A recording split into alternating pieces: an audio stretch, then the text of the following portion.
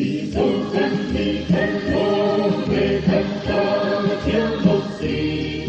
thân đi lưu bỏ ai xa về thân đi thân một gì thân không thân thân tin xóa thân tin lưu thì theo nhìn đi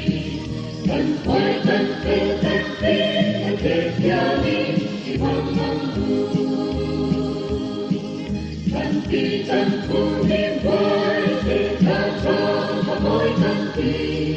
trên thân đi âm âm tôi thì thân đi thân một gì cây nhìn dù ta dù gió nhìn quay ta ta tin ta